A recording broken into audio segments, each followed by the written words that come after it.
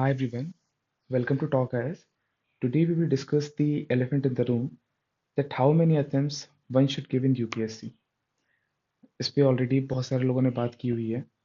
Why my video is different is because कि बाकी सब लोगों ने या तो उस पे कोई वैल्यू जजमेंट दे दिया है, एक कोई पर्टिकुलर चीज बता दी है. What I am suggesting you is a different approach of yourself deciding how many attempts you should give. Not कि स्टैंडर्ड क्या है, 2 देने चाहिए, 1 देनी चाहिए, सीरियस 1 देना चाहिए, 5 देने चाहिए, 6 के 6 दे दो. अ, आपको अगर एक्सटेंशन है तो आप 9 के 9 अटेम्प्ट्स दे दो. मैं यहाँ पे कोई आपको पर्टिकुलर एक नंबर नहीं बताऊंगा कि 1 दे दो, 2 दे दो, 21 के हो तो 4 दे दो, कुछ नहीं. ये डिसाइड करने से पहले कि हाउ मेनी अटेम्प्ट्स आपको कितने अटेम्प्ट्स देनी चाहिए, it is important to understand your अभी की जो भी आपकी पोजीशनिंग है इस एग्ज़ाम की पूरी साइकिल में. आपने मेंस दिया है, आपने नहीं दिया है, आपने प्री दिया है, नहीं दिया है, उन सारी चीज़ों को कंसीडर करके आप खुद डिसाइड करिए कि आपको नेक्स्ट अटेम्प्ट देना है कि नहीं. अभी 2 बचे हैं, 3 बचे हैं, कब तक इस साइकिल में रहना चाहिए.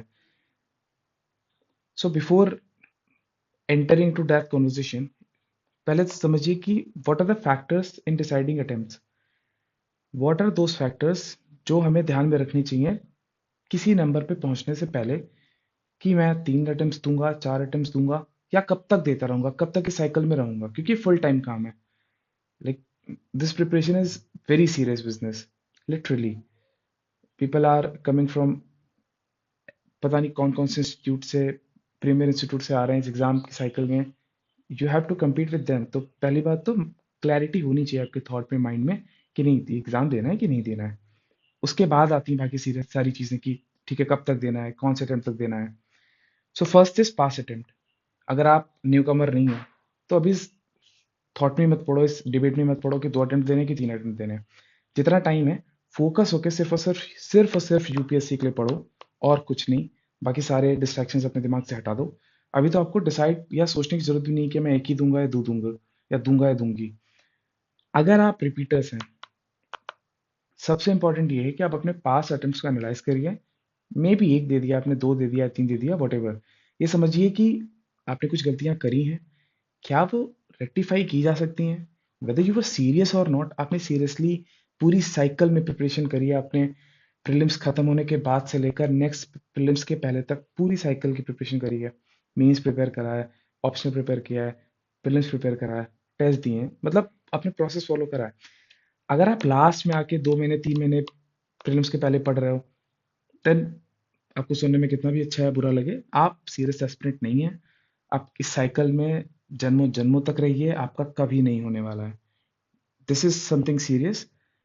और अगर आप सीरियस नहीं है तो फिर आपको नेक्स्ट अटेम्प्ट नहीं देना चाहिए.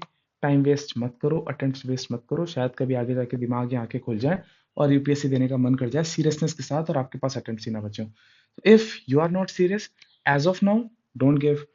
अदर देन जो भी हैं, जो भी लोग हैं, अपनी पिछली गलतियों को समझिए, अपने अटेम्प्ट्स को.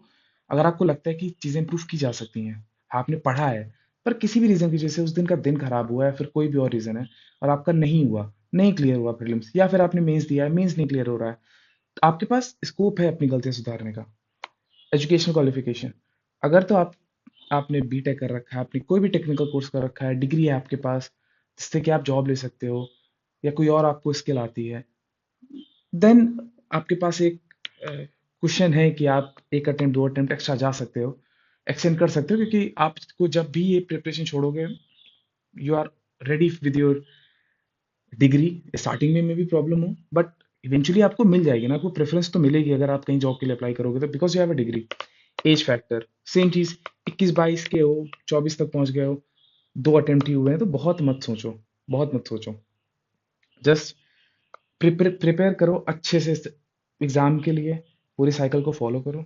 देखो कि अपना 100% दिया है या नहीं. अगर दे दिया है और 2-3 अटेम्प्ट 4 अटेम्प्ट हो गए, इंप्रूवमेंट नहीं आया है, देन यू मस्ट लीव. क्योंकि और भी चीजें आ गई हैं, पर 3-4 अटेम्प्ट लगते हैं इस एग्जाम में. अब देखो, बहुत सारे एग्जाम्पल्स हैं. लोग पहले अटेम्प्ट में आके भी एग्जाम निकाल दे रहे हैं, फर्स्ट रैंक ले आ रहे हैं. सेकंड अटेम्प्ट में आ रहे हैं, फर्स्ट रैंक या टॉप 100 या टॉप 10 में रैंक लेकर आ रहे हैं.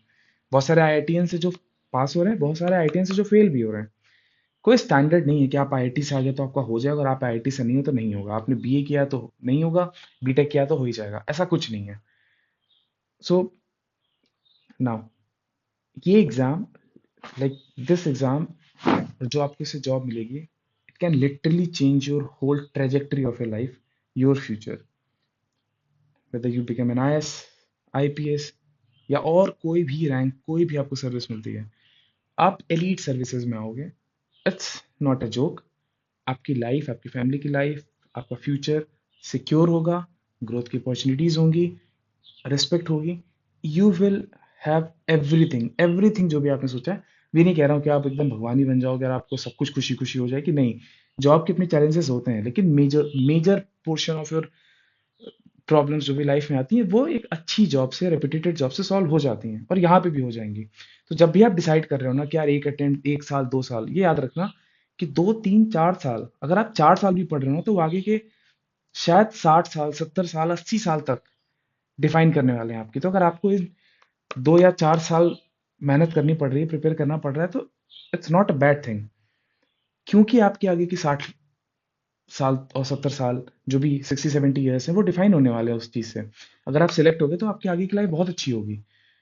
तो ये मत सोचो कि बहुत सारे लोग कहते हैं कि 2 अटेम्प्ट दो उसके बाद निकल जाए साइकिल से, क्यों निकल जाऊं यार? अगर आपके पास, नेक्स्ट बात करेंगे हम फाइनेंसेस के बारे में, अगर आपके पास फाइनेंसेस हैं, आपकी एज अभी नहीं है, 5 अटेम्प्ट आपने सीरियसनेस के साथ दिए हैं, मे भी किसी भी रीजन की वजह से फेल हो गए हो आप, अगर आप बैठ के उन्हें एनालाइज करोगे तो you will get through it, मिल जाएगा आपको रास्ता कोई ना कोई। किसी के नंबर कहने से, कि किसी कोचिंग में किसी ने आके बोल दिया कि 2 अटेम्प्ट दे दो और फिर निकल जाओ बाहर, या 3 अटेम्प्ट दे दो, फिर देने की जरूरत नहीं है, प्लान बी ढूंढो, दिमाग में होना, ये सारी चीज़ें अच्छी हैं। बट जब तक आप इस एग्जाम के साइकिल में हो, ये चीज़ याद रखो कि अगर आपके 2 4 साल लग भी रहे हैं, 4 5 साल लग भी रहे हैं, देखो मेरी कोई कोचिंग नहीं है, मैं कभी कोचिंग खोलने नहीं वाला, मैं कभी पढ़ाने नहीं वाला हूँ। मैं बहुत ऑनेस्ट आपको सजेशन दे रहा हूँ कि अगर आपके पास एज है, अगर आपके पास एजुकेशन क्वालिफिकेशन का एक बैकग्राउंड है कि आप ठीक है, आप मैनेज कर सकते हो, फाइनेंसेस हैं, आपके पेरेंट्स अर्न करते हैं अच्छा, ऐसा कोई इशू नहीं है, आप फोकस होके होल हार्टेडली प्रिपरेशन कर सकते हो यूपीएससी की, देन यू शुड। बहुत सारे लोग हैं 6 अटेम्प्ट में आकर उनका 6 अटेम्प्ट में निकला, बहुत सारे लोग कहेंगे कि नहीं नहीं, इनका तो बेकार हो गया, 5 6 साल बर्बाद कर दिए, क्या फायदा है। यार वो अभी भी 30 का नहीं हुआ है ना, मैक्सिमम 30 या 32 के बाद तो अटेम्प्ट ही नहीं दिया होगा। ही इज नॉट, और अगर आप भी सिलेक्ट होते हो तो आप फिर, you will not die before 90 और 80, still you are left with 50 years, जो कि डिसाइड होगा आप उसमें कैसे रहते हो, आप आपकी स्टैंडर्ड ऑफ लिविंग कैसा होगा, वो एक जॉब से डिफाइन होता है, आप क्या अर्न करते हो। और यहाँ पे भी अर्निंग की फैक्टर है। तो अगर आपके पास फाइनेंसेस है मैनेज करने के लिए, देन यू शुड प्रिपेयर, आप एक्सटेंड कर सकते हो अपने अटेम्प्ट्स को, प्रोवाइडेड आपने पढ़ा हो, आप सीरियस हो। ये तो मतलब, ये तो बात करने की जरूरत ही नहीं कि सीरियस नहीं हो और ये सारे फैक्टर्स तुम कंसीडर कर रहे हो तो क्या फायदा है। इन सारी चीज़ों, सीरियसनेस के साथ इन सारी चीज़ों के को कंसीडर करके अपने लिए नंबर डिसाइड करो कि आपको कहाँ तक, कितना तक देना है।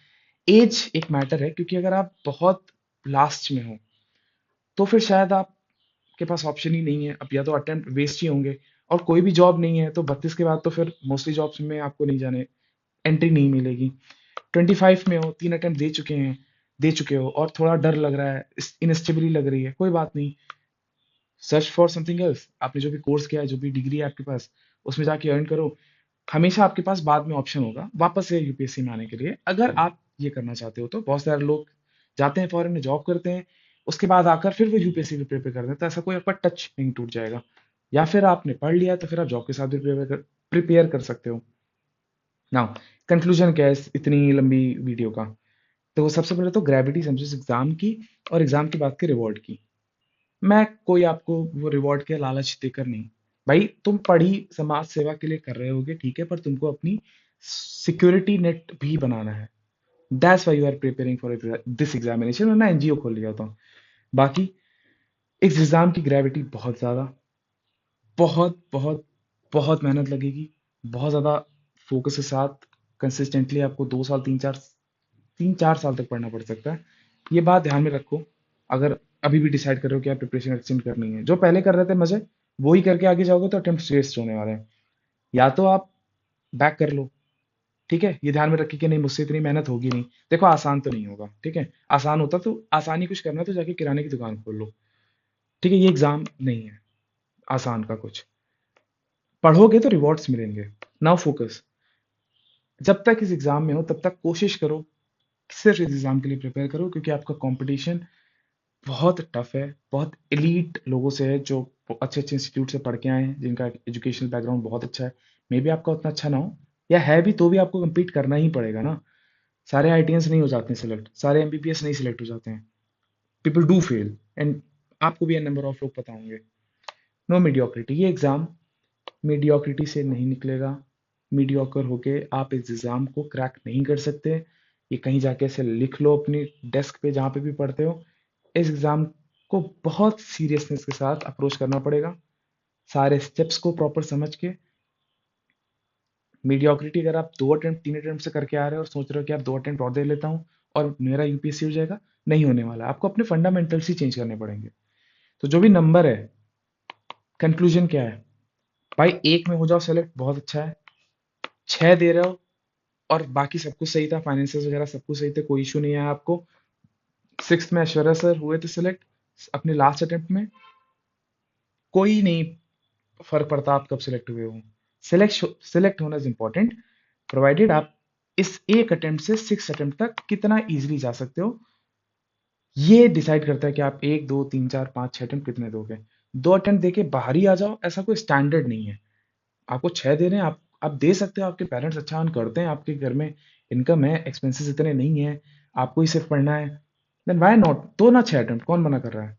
क्यों क्यों नहीं, यू डिसाइडेड ना जब आए थे तो नहीं यूपीएससी करना है, आईएएस बनना है, आईपीएस बनना है, फिर then go for your till 6th attempt या जो भी है। अब ऑब्वियस सी बात है, इसको ही जॉब मत बना लो कि बैठ के सिर्फ यूपीएससी की तैयारी कर रहे हो, यही जॉब हो गई है।